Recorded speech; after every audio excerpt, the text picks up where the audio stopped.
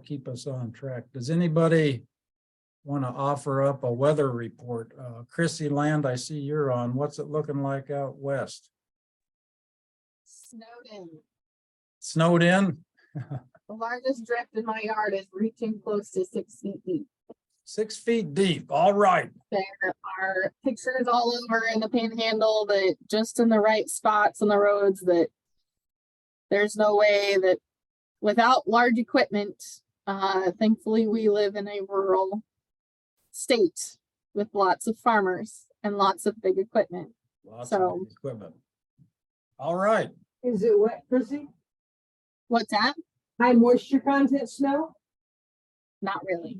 It's dry. It's like sand, honestly. The wind just keeps blowing it. We only had snow on Tuesday, but yesterday and today it's just solid 25-mile-an-hour wind, and so we have ground blizzards. That's the snow is blowing everywhere. Yeah. Yeah, I have Sorry, stay warm. a brother in Chadron who's supposed to be a Chadron State English professor, so they got their finals snowed out. I don't know if he was happy or sad about that. Well, the drought's not over then if it's kind of a powdery dry snow, and so that might lead us into the first topic today. We're going to try and cover 4 topics, being water-wise in winter, and then Sarah's going to give us an update on grant programs. We're going to turn the spotlight on Blue Springs today. Some of our good friends in Blue Springs are doing some fun stuff. And then we'll wrap up. Sarah and I will just show a few images of kind of plants that trip our trigger for winter. We don't think of landscape plants to be enjoyed so much in the winter, but some of them actually shine pretty good. So we'll do a little bit of that. So this won't be a long belabored topic. And if people want to chime in with their own opinions and methods, please do. But so being water-wise in winter, I think the one big thing both Sarah and I wanted to touch on was with trees and shrubs and new plantings. If we can keep them moist going into winter, we're going to keep them around longer. They're probably going to hit the ground running in the spring. And so being water-wise might mean putting water on in the fall and early winter. I have a few opinions about it. For example, Nebraska is a big state. And when we think about the southeast corner getting 35 inches of rain or more a year, and then those of you out in Chrissy's area getting what, maybe 15 to 16 inches in a good year. So water requirements are different from west to east. I almost never do fall watering here in the Waverly area where I work on arboreta stuff. But I have this last year and again this year. So mostly to keep young evergreens alive, keep them moist going into the winter. Deciduous trees do not transpire moisture through their canopy in the winter because they are dormant. But we do want to make sure deciduous tree roots are moist going into winter. But those evergreen trees on a warm winter day, they will wake up and move water through their canopy and out through their needles. That transpiration will happen. So they're a little more prone to winter dying, especially young stuff. And again, east to west is different. Chrissy, you probably have to really be careful with fall and winter dryness more so than eastern Nebraska. So Sarah, do you have anything to add to that, or anybody else? Just chime in. Not too much. Just, I think Chrissy gave me some great guidelines that apply across the state as far as when you can water your trees. A lot of us, once it's too cold for us to enjoy being outside, and stop watering our trees. And I've always been one of those people, but I've got some things I planted this summer that I want to make sure as first year trees, they make it through this dry winter. And so Chrissy, you can correct me, but your guidelines were that as long as it's over 40 degrees, you can water. The water coming out of your spigot will be warm enough to convince the ground to let it soak in and be there for the tree to use as it needs. And I'm giving my new trees that I planted, actually they're 2 years old. I planted them last fall, but I'm just still keeping an eye on them. I'm giving them my watering can is 2 gallons. I'm giving each one 2 gallons once a month. As long as it stays over 40. I don't know if that's going to continue into January. Yeah. If I'm ever going to find a day to water that. But Right. I'll pick back up in February. You know, my birthday's in February, so I remember it. And I know I've had a 70-degree birthday in my life.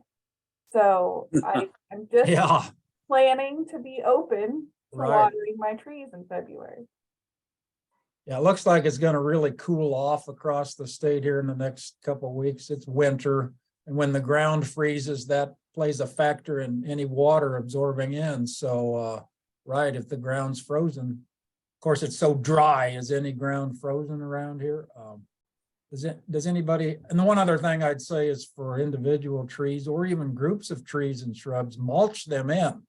Because that mulch, one of the best things about it is conserving moisture, especially in the winter in these dry periods. And it also helps soften that temperature swing in the soil a little bit. So that's working to our advantage. What else? Does anybody else have some thoughts on this topic?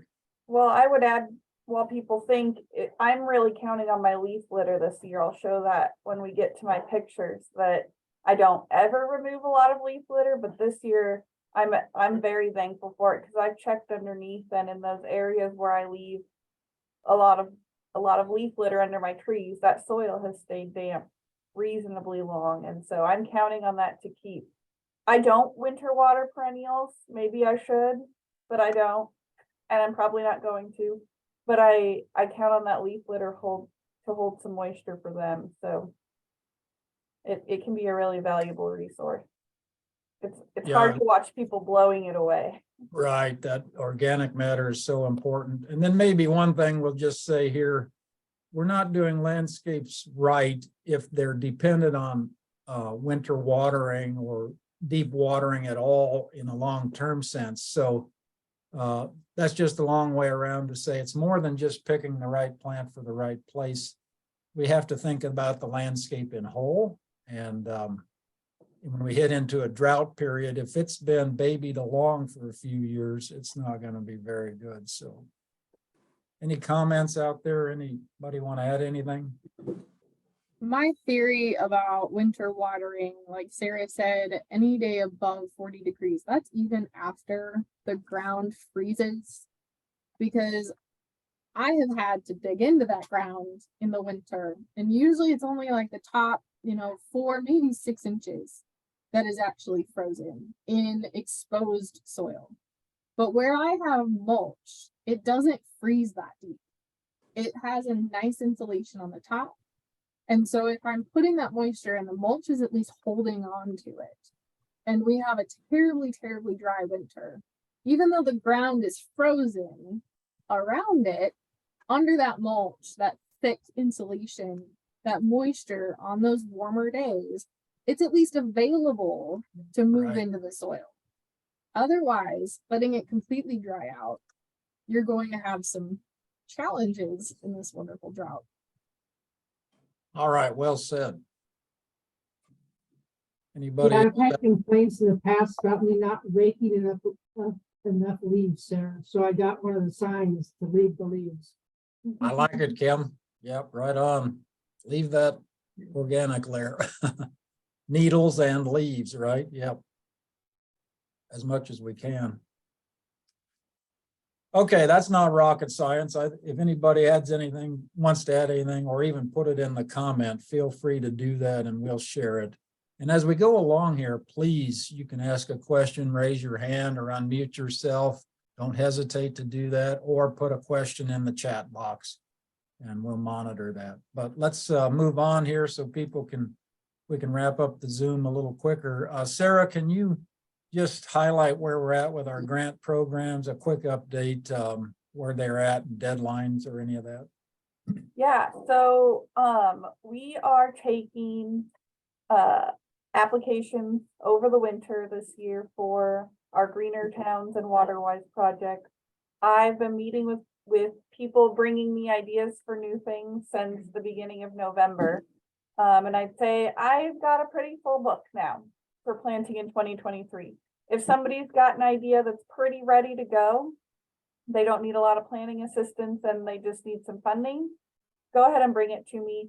And I may consider a few more small projects for fall planting, but at this point, for our funding programs, we're gonna start looking to 2024 for those projects. So I like to plan about a year ahead. I think that's good timing to get your community ready to help you talk to your nurseries, talk to your arborists, everybody you need to get lined up. So I don't think it's too early to be thinking about something for spring 2024 planting. That's kind of where we're at, Justin. Yeah. Anything you'd add? Yeah, so in the big picture, we've got 3 or 4 initiatives cooking. We've got what we call Waterwise landscapes that help communities really try to focus in on conserving water and managing stormwater.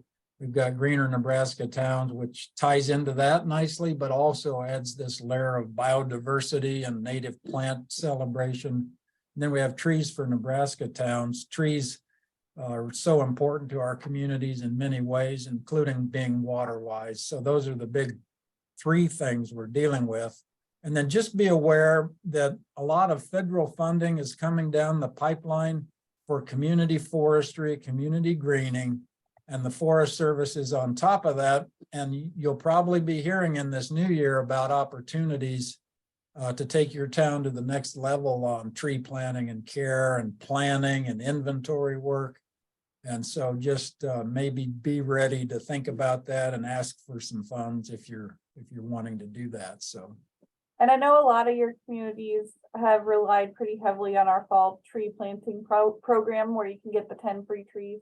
That application is going to come out at the same time as always in July. So it's still coming. We're holding that one for summer. It's just our bigger funding projects where we're granting $25,000 that we asked for that year of planning. So right on. Okay. Chrissy, can you chime in just quickly?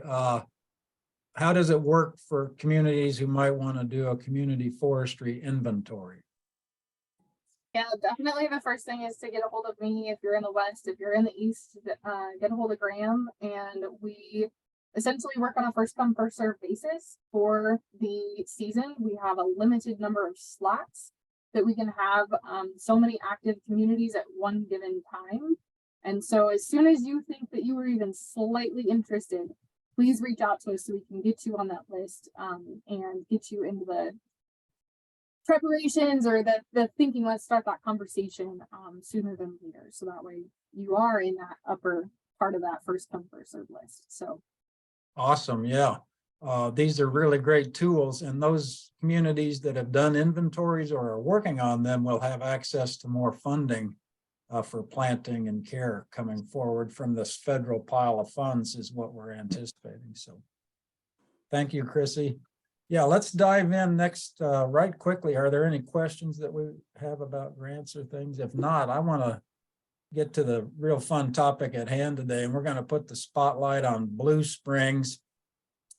We've got 3 people here, Dean Cole, George Pinkerton, and Carol Hughes, all working in the Blue Springs area. And they're all going to help us just look at some of the fun and cool stuff they're doing in Blue Springs around community greening, sustainability, tree planting. They've even got a nursery going in the town. So Dean, are you ready to kick this off, or is George? I'm not sure, but whoever's up, go for it. And I'm going to turn on the slide program. Oh, Dean. Dean, you're muted. Sorry, buddy. There we go. Am I on? You're on. We can hear you. All right, I'll start my timer. Okay. Okay. Anyway, before I begin, I want to definitely thank Justin and Sarah and Bob Henriksen and Graham Hurst and Kendall Wires for their help, and also in the Nebraska Statewide Arboretum and the Department of Forestry, and of course then even the city of Blue Springs buying into what we're doing here in Blue Springs, because without this we wouldn't have been as far as we are and wouldn't been able to accomplish a lot without their assistance. And then also George and Carol have been very helpful. They are co-owners of Roseland Nursery, and they have just, without their expertise too, we wouldn't be as far as we are. Anyway, the city of Blue Springs is located 13 miles south of Beatrice on Highway 77 or 50 miles south of Lincoln on Highway 77. Its population is current right now is 279 people. Blue Springs is either the third or fourth oldest community in the state of Nebraska. Like a lot of communities it was a beautiful community at one time.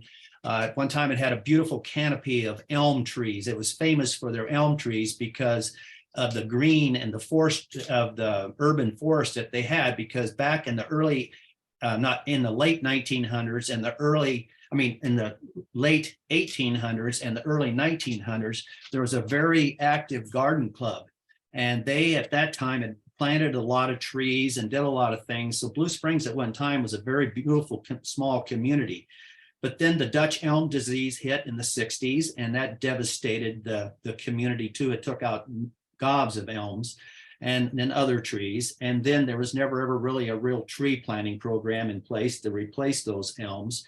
And then, of course, then the farm economy hit in 1980, and that really devastated that community along with others in Nebraska.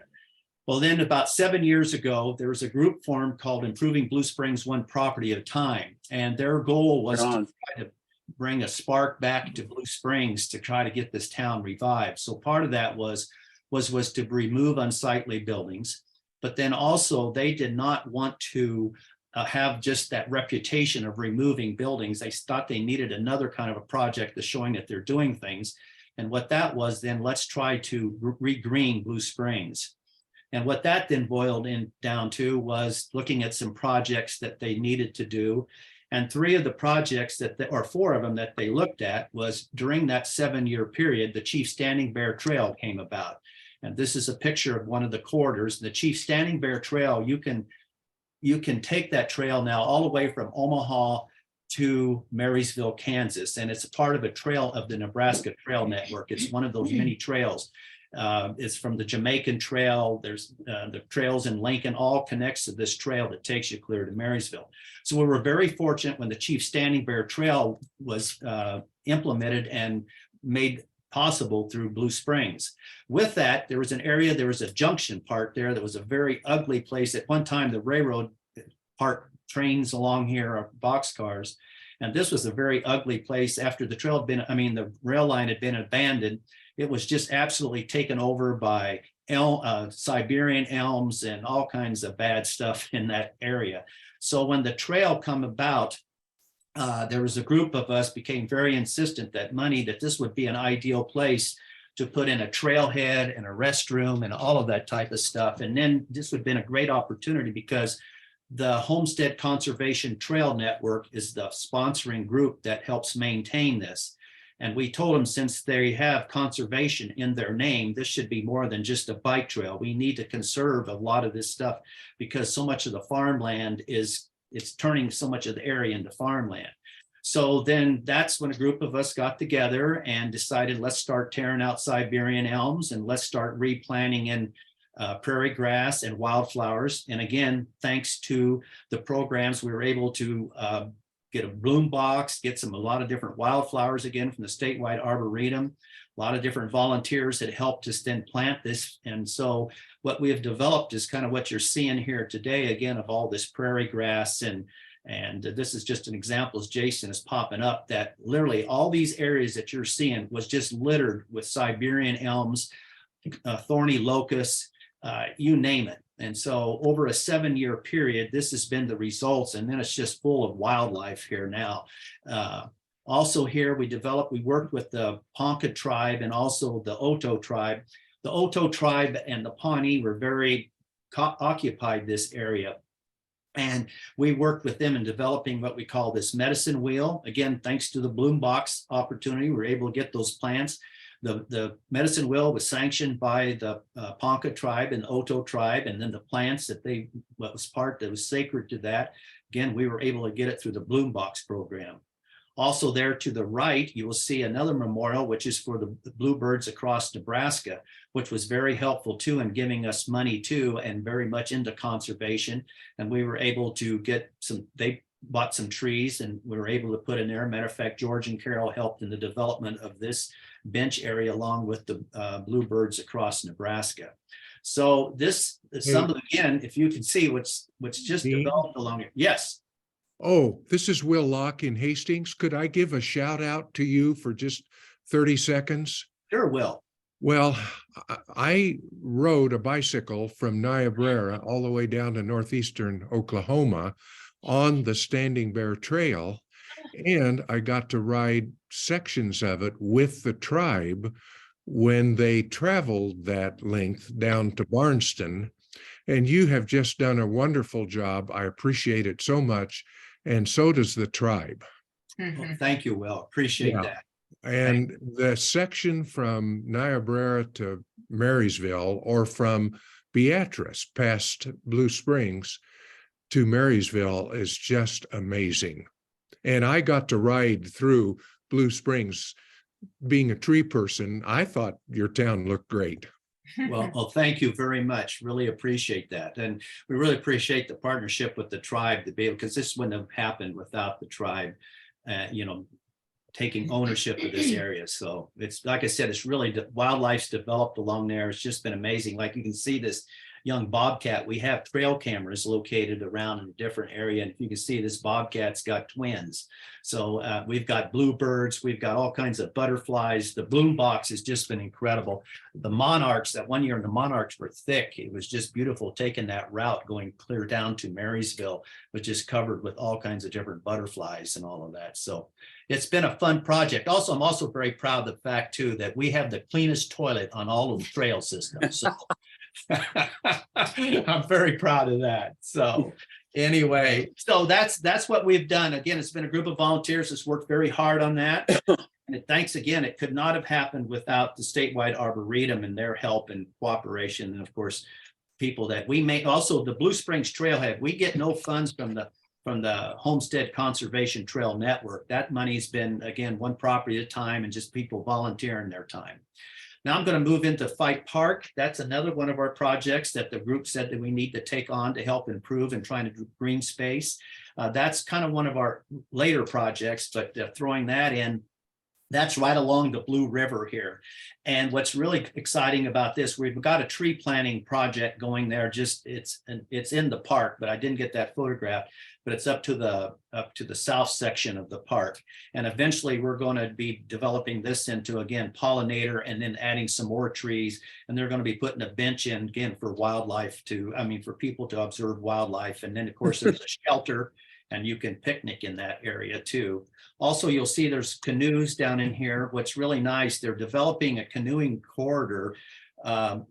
It's called Main Street Beatrice, is working with the Nebraska Game and Parks, and they want to eventually develop a corridor all the way from Beatrice again to Marysville on the Blue River. Blue Springs is part of the second phase of that project, and where they will be able then to either land there at Blue Springs or disembark at Blue Springs to hit the river. So that's another thing we're developing. With that, also, I just want to make it clear, a lot of people get Blue Springs mixed up with Blue Hill and Big Springs and Bloomfield. So again, I just want to let you folks know that you're welcome to Blue Springs anytime. One other quick thing too, we took out, the one property at a time took out over 30 unsightly homes. And there was a special program on Pure Nebraska that was featured here a couple of weeks ago, referencing Blue Springs and what all they've done. With that, I'm going to turn over what we're doing at the Blue Springs Park, which again, we're taking advantage of the Waterwise program. And also we're taking advantage too, we've already got scheduled to do the tree inventory, because one of our projects too, in addition to the park projects, is we want to again re-tree Blue Springs.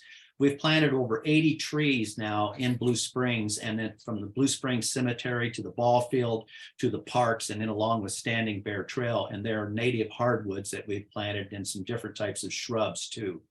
So with that, I'll turn it over to George, who's one of the people that's been working with us on design plan for the gully area, or the draw, and what we plan to do with that. So George, it's your turn. Oh, thanks, Dean. This project of redoing this park is going to be with funds from Sarah, we're working with Sarah a lot to put this thing together and everything. We had some ideas of how we wanted to do this. And just to kind of back on that trail a little bit there too, is that one of the really true neat things about that trail, working with the tribe and everything, we had to come down and bless the medicine wheel and some representatives from Ponca. It was very, very a real thrilling type of thing to be there and everything. So, and finalizing with the trail is kind of our project, our bumper sticker says, please come and enjoy our bathroom. So that's, it is the cleanest bathroom around. It smells good too, doesn't it, Dean? Yes, and may I interrupt too? I'm sorry, I've been calling Justin Jason, and you got to remember, I had open heart surgery. I've been under anesthesia for 7.5 hours. So you've been under anesthesia since the 70s. Oh, okay. One of the things you think Dean maybe mentioned, but there, on the trail there was the old Union Pacific right of way, and it ran along the river, and it was untouched by human hands for 150 years. So there's some unique formations, a unique plant material out there that, you know, we haven't seen for quite a while. So it's kind of fun to see. Okay, getting back to the park, which I'm supposed to be doing quickly. We had located some areas back in here and felt some of the trees that were there and were in disrepair. We'll have to remove. We're going to put in some from different types of plant material there. We wanted to put in some oaks and oak family. We want to go ahead and try to get some color to be noticed at a far away distance. So we're looking at some viburnums, especially for some great fall color. And most of this park in that ravine you see that we're going to take care of is pretty much, it's mowed nicely, and it's a great sledding area. So we're not going to interrupt the sledding area. We're going to plant around it. From the shot you see on the right side, down lower right, that is from the road that goes by. And there is a drainage tube that goes through there with a pile of rocks, a riffraff. We're going to try to bury that riffraff and put in some pretty much old-fashioned fits or junipers, just to put a green texture to that particular area, so that it looks nice. And they're once they're established, they're pretty much on their own. They're really a very tough plant that's not used in the industry much anymore. So, and along with this, most of all these trees here, except for a few, there's a couple Scotch pines and I think a Colorado blue spruce. But other than that, we're going to look at some different types of spruces to put in there, and firs for some winter color and winter look to it and everything. So, but overall, it's going to be a smaller project, but it's going to be something to gain a little bit of a start for this and everything. The ravine is a major part of the park. It's a large open area. And with the playground to the one side of it, and followed by on the edge of a church up there. So I think anything to add to this type of landscape will just benefit everything. So, And George, Dean, what is the Waterwise aspect of that ravine? Are we trying to help slow and treat the water, or what? It runs a fair amount of water, only, you know, in huge thunderstorms type thing. We ran into the situation like we don't want to impede the water sledders. You know, we can do a couple things that we could do, but there doesn't have any standing water. It moves everything down through it. It's kind of a sloping drainage way. It doesn't, you know, so water-wise, I don't know, but we'll put material in there that are native and will need little or no additional water just to get established. On that too, with the water, years back, that's why Blue Springs is called Blue Springs, because of the number of springs. Apparently at one time there was a little bit of water had ran through that back in the late 1890s or 1900s. But again, especially along with irrigation, everything that's been going on, there's no longer a springs running in through there. So yes, if there's heavy rain, water sets there, but there's not really any running water in there right now. But it does go to the river area too. that goes to the east. And then I'd want to introduce Carol here. And Carol Hughes, who's again, she started the Legacy Arboretum, and she was one of the pace setters in our community, her and her late husband, Paul. And they really added to the landscape of the community here with their love of trees. And so I'm going to turn it over to Carol, why she did this and all the good feedback she's gotten from reference her Arboretum. I think I just unmuted myself. Yep. Yes. I'm new to this, so please forgive me. I started the Arboretum in about 2006. I had 2 lots there that were nothing but mowing and had a couple of trees on it. And I decided to make it more for my grandkids. And so I have at least 9 trees planted in honor of each of my grandkids. There's been some for, well, one for my late husband and some for a couple of friends that have passed. It just started with trees. Then I built the berm and planted native grasses and flowers on it, and named the place Legacy Arboretum because it is the legacy for my family. My husband loved trees, and when we built our house, which is just adjoining to the Legacy Arboretum, there wasn't a tree in the yard. And now I have very, very excellent shade and leaves in the fall. So I don't know what else to say.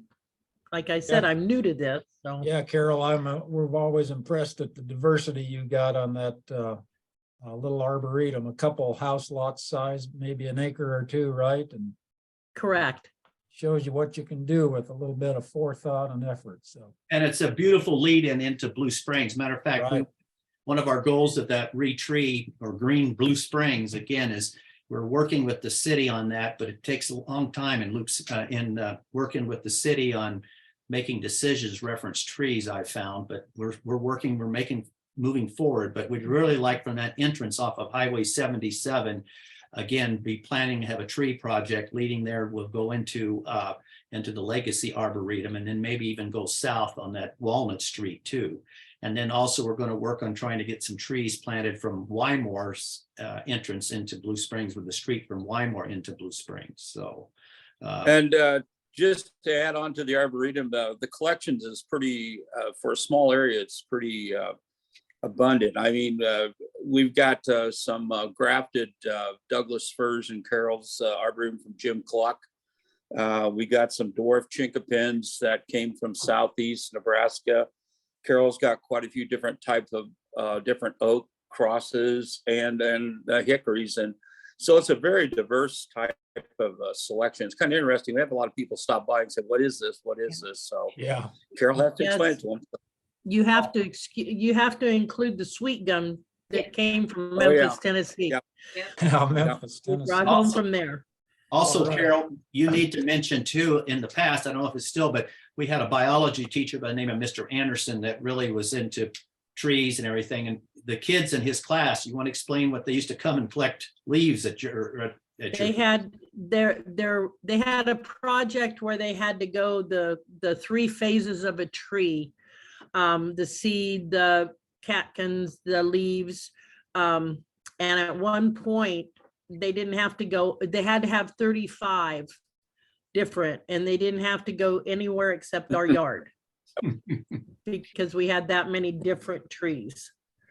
The other thing too, I just wanted to add before we close too, is that what's so exciting about the Chief Standing Bear Trail, especially when we have the pollinator garden, thanks to the Blue Box program and the prairie and everything, it's really exciting to see. When we got a small timber there to the west of the trailhead of the shelter, and to the west, you can see it there off to the left. But anyway, it's really exciting to see kids will walk through the bloom box or the pollinator garden there, and they watch the bees and the butterflies, and I've seen some of them just stand there and all, young and old alike.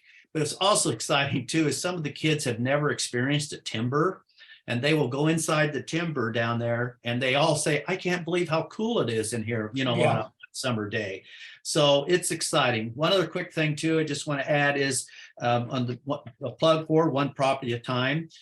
We've got a number of lots available, and if you want to build a home in Blue Springs for $150,000 or above, you'll get a free lot. So George and Carol, do you have anything you want to add? No, Well, Dean. I've just got one thing to say. When I started the Arboretum, I wanted it to be a welcome to our community before it got all cleaned up. I wanted something beautiful for people to see.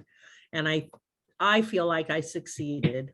Yes, you did. And also Pure Nebraska, you want to maybe look up on Blue Springs, one property at a time. It's quite an article explaining what all has been done here recently to improve the community. So, and it has, people gravitate towards positive things, and this has been exciting to see what's happening and for future generations. Yeah, that's awesome, guys. Thank you so much for sharing it. You guys get to be in kind of the banana belt of Nebraska, where you can grow sweet gums and magnolias and all those oaks. And so, yeah, it's just fun to see. So remember, it's the BS of Nebraska. yeah. Yep. Good BS. That's right. If I may, next time I'm driving through, Carol, how easy is it to see your Arboretum? Is it right there on Broad Street or where? Yes, it's right when you come off the Highway 77 cutoff. It's the first corner that you come to. And then you want to stop at the Keno Parlor and have a great, they have a great food and other enjoyments of gambling and liquor, of course, too. Yeah. The food sounds good. Welcome to Blue Thank you very much. Springs. Spend your money in the Springs. Yeah. The suburbs of Wymore. We better not talk about it. Oh, one quick thing too. Now I you're want in to add. trouble. There's a place. Yes, you are in trouble. There's one place called Spring Branch that's been developed, and they've changed the name to it. Some people, the Elses, have bought it, and they're planning on a bunch of work too on adding again with taking out old trees that we don't want and putting in new hardwoods, and really starting to want to develop that into a nice area too for nature and conservation. So we're real excited about that. And they want, of course, to be working with us on that, and of course the statewide Arboretum folks too, and Graham and that, and how that ought to look and what good trees to put in for sustainability. Right on, Dean. Yeah, you guys are a knowledgeable group. George has a lot of experience with like Downtown Lincoln Association and the Beatrice Parks. And Dean, you've always been a good ambassador for this stuff. Are you guys available to consult with communities, give them tips and advice? Sure. Oh, yeah, sure. You bet. You have my contact information, Yeah. Justin, so they can Yeah. contact anytime like that. So Yeah, Awesome. you can share mine too. So. All right. Well, that was great, guys. Thank you so much for doing that. As we go forward, we will try to highlight a community every time we do a webinar. So anybody who wants to raise their hand to go next, we'll put them on the docket, and it's fun to just see what's happening in these communities. If you don't volunteer, we'll pick one. Yeah, right, Sarah, volunteer. Oh, Dean had so many nice summer pictures. Should we switch and look at some winter ones? Yeah, let's look at some winter ones. I'm gonna slip myself in first because I know you're gonna have a PowerPoint that could take us till tomorrow, so. We'll keep it brief. Well, I slipped out, I live just north of Lincoln, and we got a tiny bit more snow, but not nearly as much as Chrissy got. So this is my backyard, and this is actually my herb garden. It's a little different than what we talk about normally in these kind of webinars, but I am loving it this winter. It's all freeze dried. So it looks kind of brown and crumbly, but I'm still harvesting my herbs, and it's real convenient. That's the back of my carport that goes right into my kitchen. So I've just been slipping out and picking some thyme or some winter savory when I need it. And these alliums in the back, I zoomed in on those because I left those allium flowers. This is prairie onion, I think. And I've just been fascinated at watching them dry. As at first they were just, kind of the light brown husk. And as they've dried out, they've opened up and the black seed is in there. I'm sure I'm gonna have baby onions everywhere in the spring, but it's just nice to walk outside and see some color contrast in the middle of the winter. So it's fun to leave seed heads standing and just see what they do. These are the sedges on the back of my house. Please don't look at the fact that we need a power washer real bad. But this is fox sedge. I wasn't super happy with it over the summer because it got a little larger than I planned, but it's so green. It is still completely green. The only way you know that this plant is in the winter is because of the stuff around it.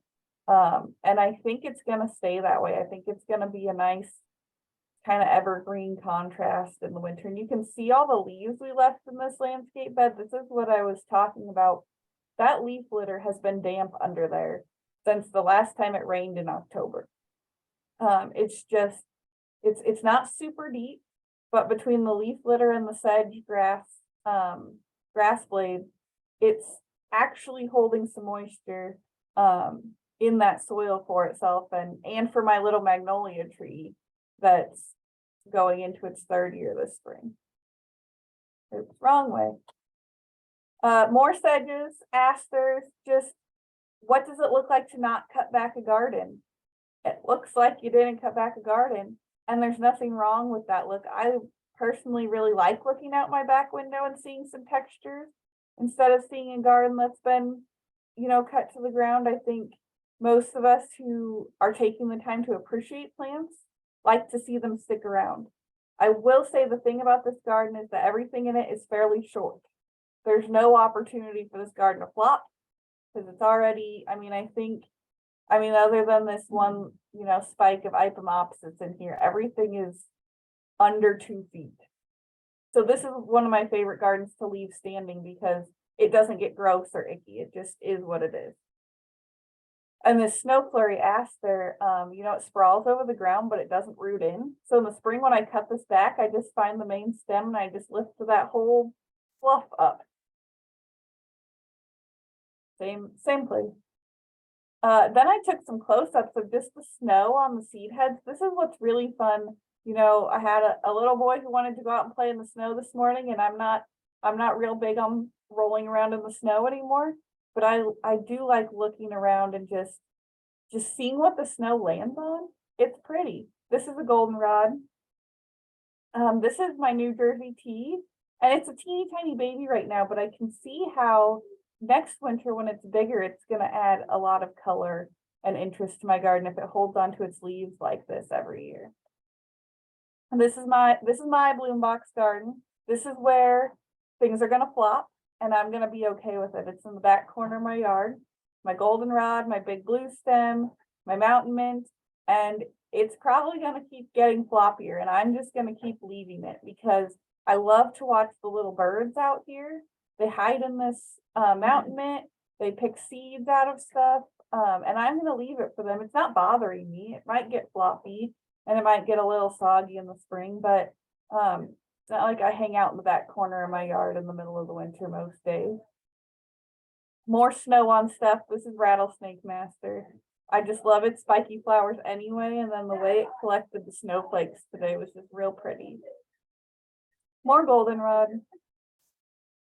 Close up of my sedge. This is different sedge, still green, and I zoomed in here so you can see just how the leaves kind of settled themselves down in there as a mulch. And I appreciate that because this garden's not going to need very much help from me. I don't want it to need very much help. And you can see this is Arenia. Out west, they know this. Chris, you have a funny common name for it. We call it basket of gold. What is it that you called this when we were planting in Sydney? It's still basket of gold. Oh, okay. I thought they were calling it something. They're calling it like Hardy Alyssum or something. Oh, yes, they did. That might They have been did. their name for it. Yes. But there's the Arenia, and then there's a geranium in here the under these leaves is staying completely evergreen.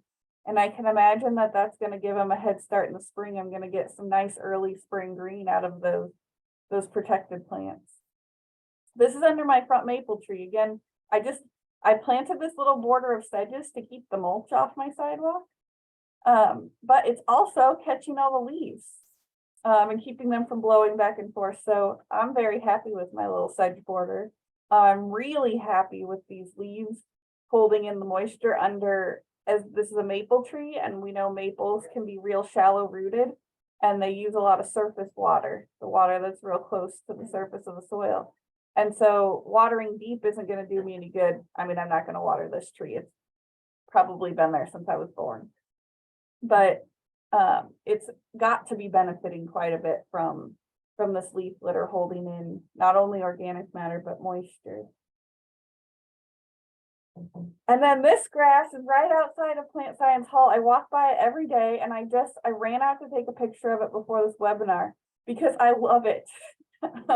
It's just this triangle patch of grass. And at first glance, it's like, oh, a triangle patch of grass. But the more you look at this thing, the more you see.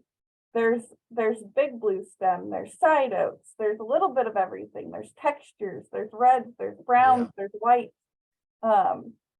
Somebody walking by was kind of laughing at me for running out and shivering and taking this picture. But Yeah. I park right by this grass every day. And Yeah. from spring till now, there's just always something else to see. So even just a patch of grass, there's no flowers in here, nothing, it's just grass. And I could stop and look at it all the time. So that's what I've got. It's So impressive that was a how little fun. big blue stem is standing upright so nicely. Yeah. I mean, it was waving in the wind a little bit, but the way it holds itself together, if you planted one of these grasses as a clump on its own, as an island, it would be flopping like close to the ground by now. But all together, it's standing upright, it stays within its borders, and it's gonna hold a pretty decent snow load this winter. I've watched it in past years, and it's just fun to watch what happens in there. Maybe 300 or 400 square feet. We can do something like that in anybody's backyard, you know. And I have a suspicion it's planted here because you're not gonna cut through.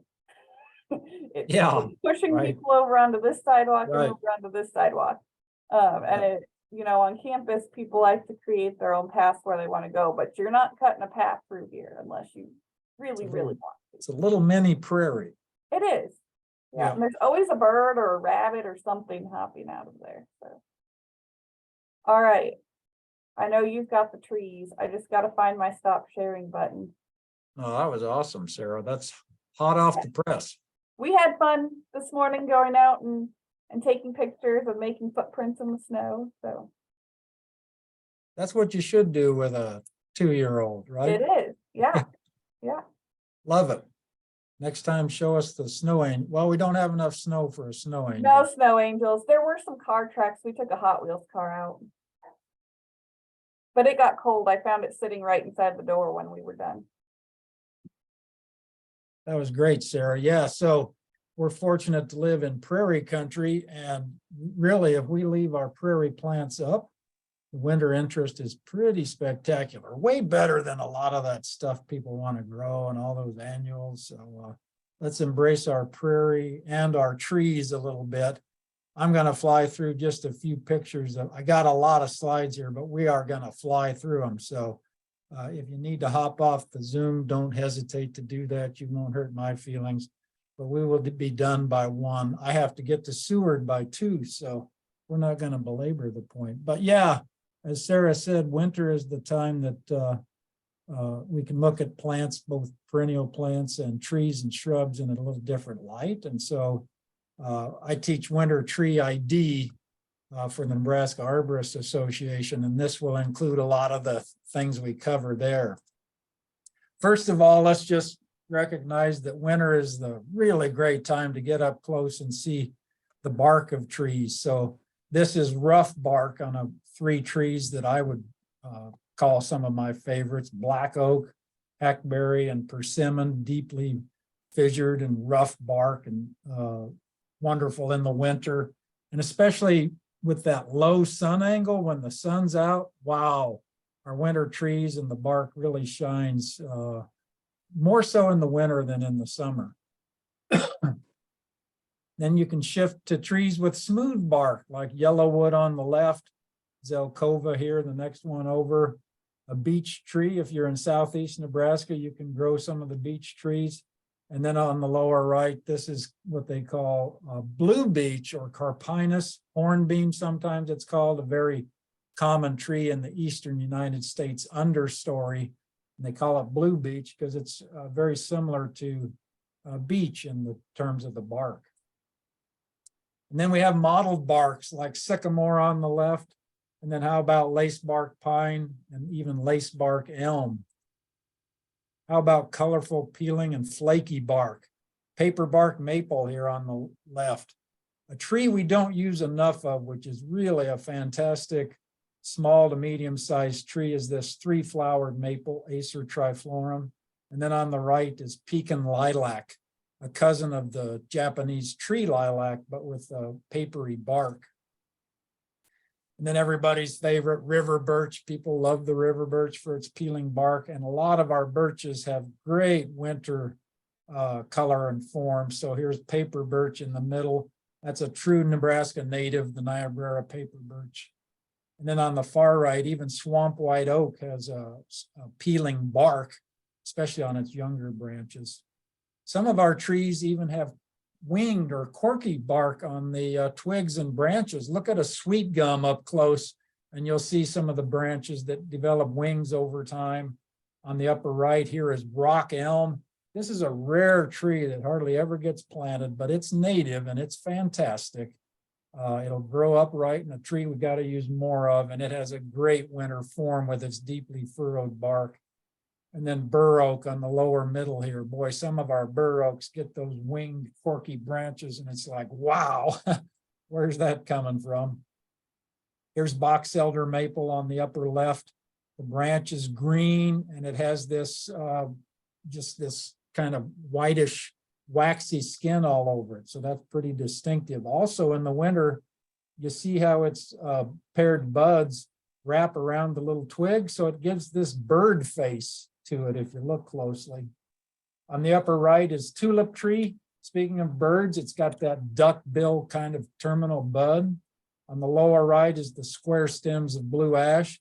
And then how about a ginkgo? As a ginkgo grows older, each year those bud spurs get a little bit further so that by the time it's an ancient tree, those twig buds are maybe 2 to 3 inches long. And speaking of buds, boy, some of the buds really shine in the winter, like horse chestnut here, right in the middle with its sticky, bright, shiny buds. Buds. This is just a picture comparing maples on the left to ash trees on the right. They are both opposite branch sets. So how do you tell them apart in the winter? I always look at the ash trees. They have these little Hershey kisses as terminal bud tips.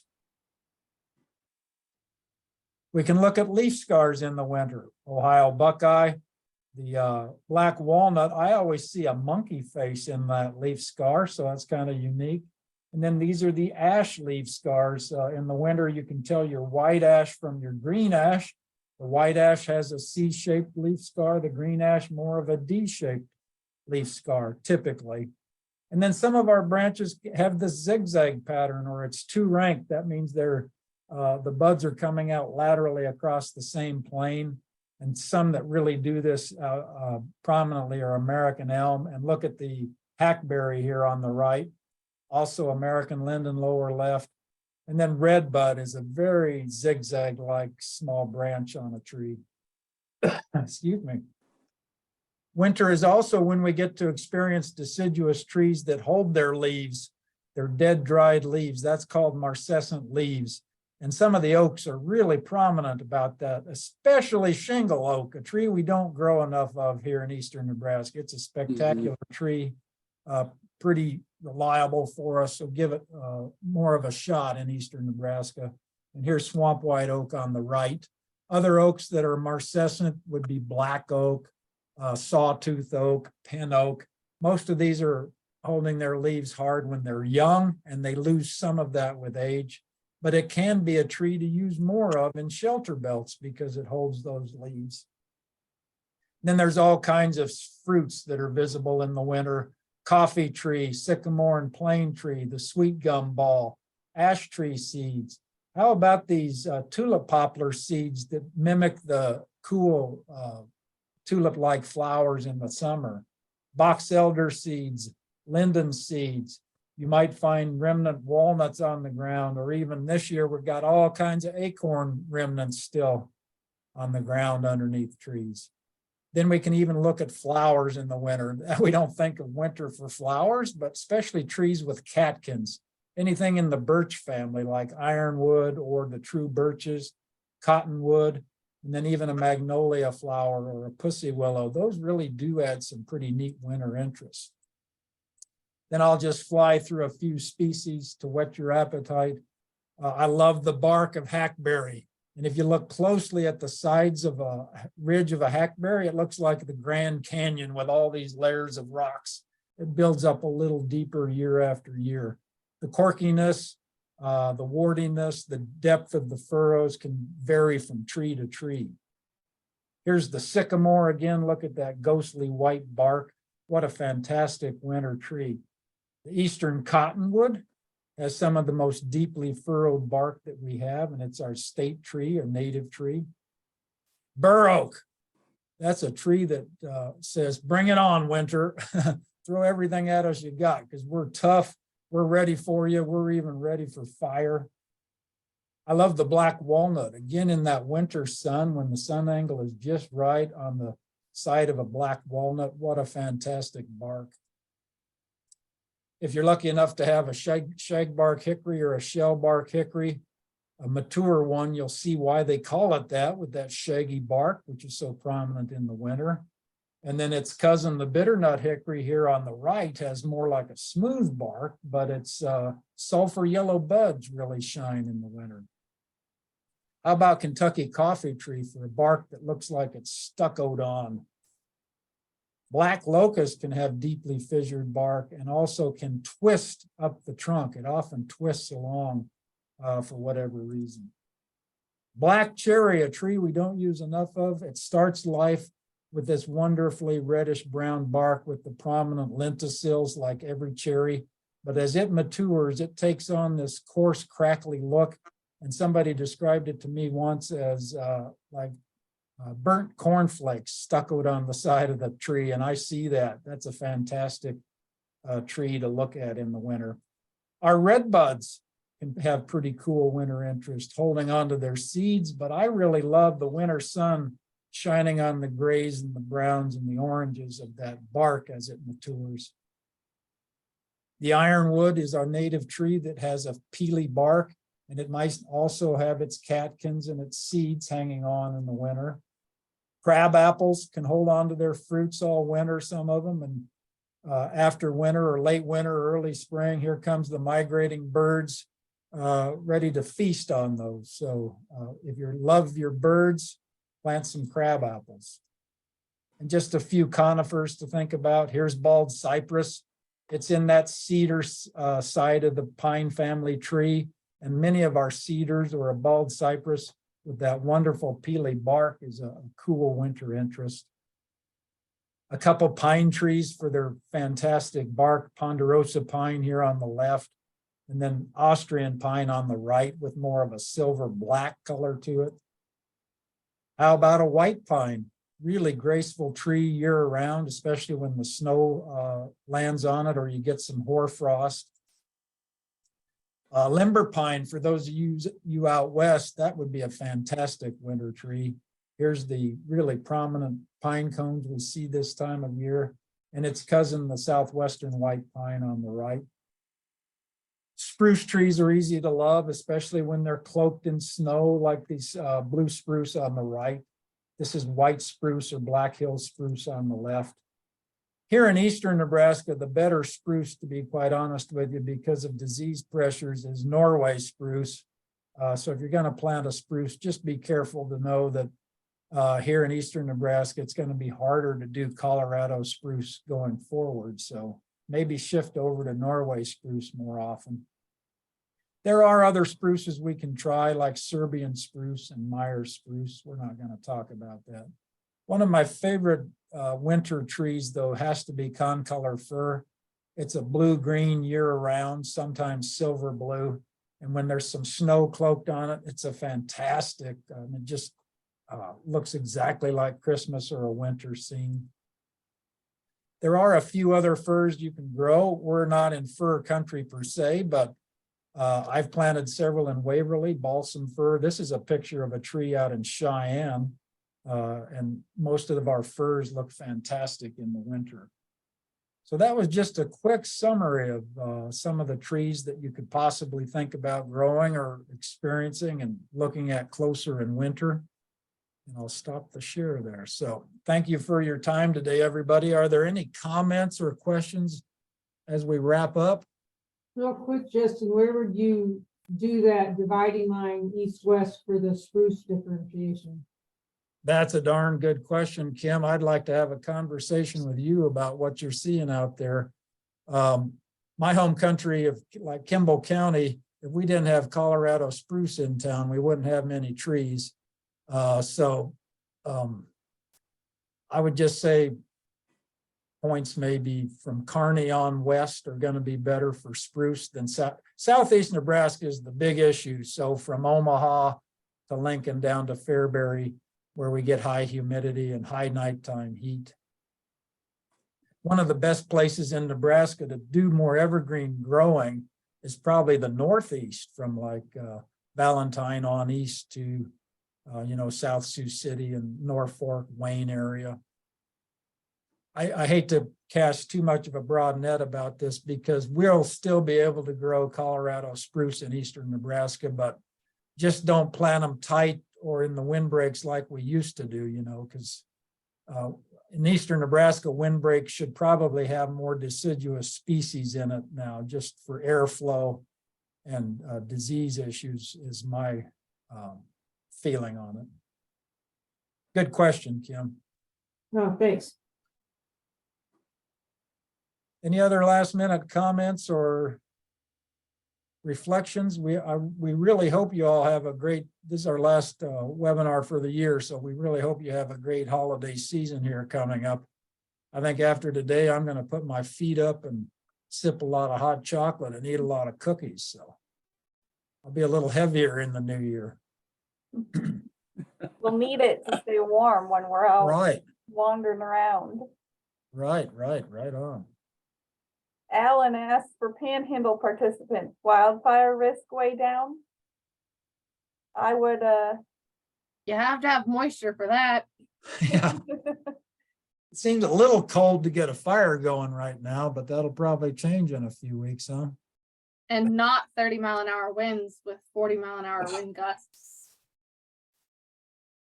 how are the trees looking, Chris? I mean, I guess you haven't left your house, but from what you can see, I know on the weather report, it said tree damage is expected. I don't think the snow is sticking to them like it has in the past with a really wet, heavy snow. And so Yeah. if anything, it's just going to be the wind damage that does the most of it. We did have here in Scottsbluff 2 hours of freezing rain before the snow showed up. And so that was a little more of the concern. Everything was covered in black ice. The sun's come out the last couple days.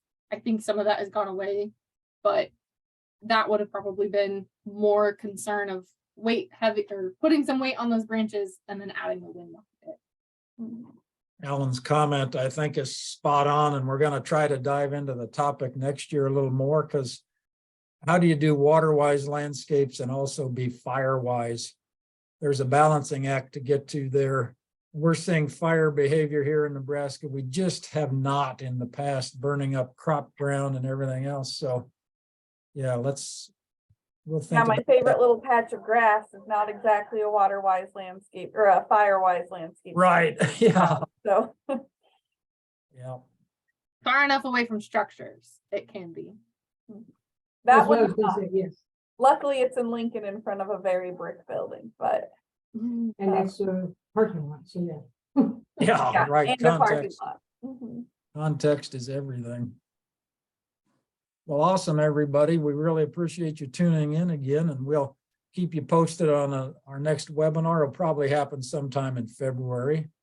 And if you've got any ideas for topics, boy, share them with us. And especially if you want to volunteer as a spotlight community like Blue Springs did today, and such a great job. So thank you, George, Dean, and Carol. That was awesome. Yeah, and I record all of these, and they get hosted on the Nebraska Statewide Arboretum YouTube channel. If you didn't know we have that, we do. We have quite a few fun things up there. I think as registrants, we send it back, that link back to you all, but if you're interested in sharing this with someone who couldn't attend live, we do post all the links on YouTube, so. I am gonna put a plug in here that if you want to hear more from Justin, come join us on February 3rd and February 10th for the tree care workshop series. It will be virtual. We will open registration after the first of the year. So come join us then. Good plug, Chrissy. Yeah, there's gonna be some fun stuff happen. That's February, right? Yep, February 3rd and February 10th. Yeah, good. All right. Have a good trip, Justin, and I hope Yeah. everyone else stays safe and warm. Yeah, Happy good to see holidays. y'all.